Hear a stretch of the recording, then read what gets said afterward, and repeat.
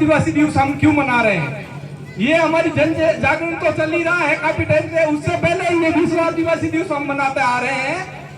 विश्व आदिवासी दिवस मनाने का तात्पर्य ये हुआ कि दुनिया भर के वैज्ञानिक और बड़े बड़े नेता इकट्ठे हुए कि ये धरती पर जो प्रदूषण फैला है, धरती का जो विनाश हो रहा है, धरती पर पर्यावरण बढ़ गया है और इस धरती को कैसे बचाया जाए। तो उन्होंने सब लोगों से राय ली गई कि ये धरती की जो हालत हुई है, ये जल जमीन जंगल ये इतना प्रदूषित हुआ है, ये पर्यावरण इतना प्रदूषित हुआ है, इसके पीछे क्या कारण है? तो कारण जाना गया। आपको जानकर आश्चर्य होगा कि पूरी दुनिया में सब जाति बढ़ी लेकिन आदिवासी कम हुए।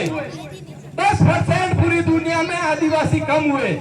तो आदिवासियों को कैसे बचाया जाए, उसके उपलक्ष्य में 1982 में जिनेवा में एक यूएनओ की मीटिंग की थी। उसमें पर्यावरण प्लस आदिवासियों को बचाने के लिए मंथन हुआ और उसके बाद में ब्राजील में रियो डी जेनेरियो में एक आम सभा रखी गई। उस आम सभा में आदिवासियों को संरक्षण देने के लिए, आदिवासियों को कैसे बचाया जाए, उसके उपलक्ष्य में ये विश्व आदिवासी की घोषणा हुई। हर साल 9 अगस्त से विश्व आदिवासी दिवस मनाते हैं हम।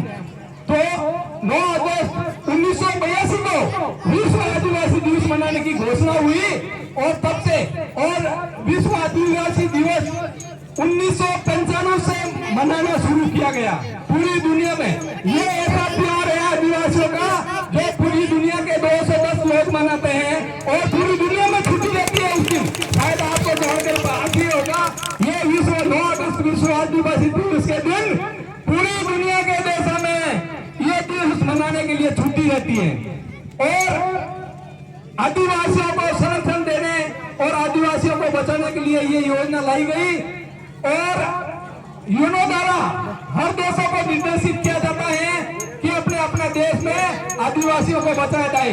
आदिवासी बचेगा तो ये दुनिया बचेगी, जल जमीन बचेगी और पर्यावरण बचेगा।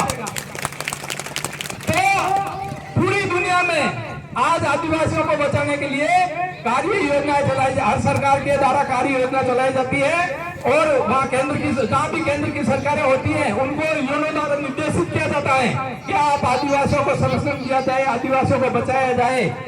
तो आदिवासी बचेगा तो जल जंगल जमीन और ये धरती बचेगी।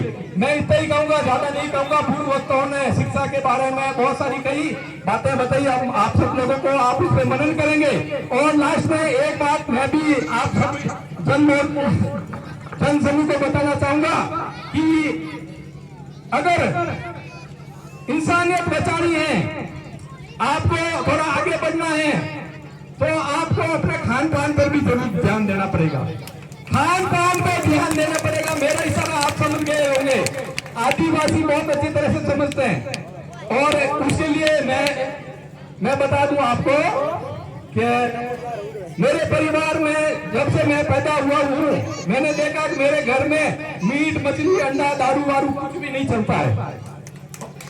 मीट अंडा दारू मतलब यहाँ तक 5 सुपारी तक हम नहीं यूज में लेते हैं। तो मेरे कहने का मतलब है कि आज आप लोग कुछ फल लेके जाएंगे और खान पान पे ध्यान देंगे, खान पान को बदलना होगा। आदिवासियों का ये जहरीला खान पान नहीं था। आदिवासी फल फ्रूट खाते थे, आदिवासी फल फ्रूट पहले करते थे, फल फ्रूट खाते थे और जंगल जमीन की रक्षा करते थे, जानवरों की रक्षा करते थे। लेकिन अपन दूसरों के खाना में आके भक्षित बन गए।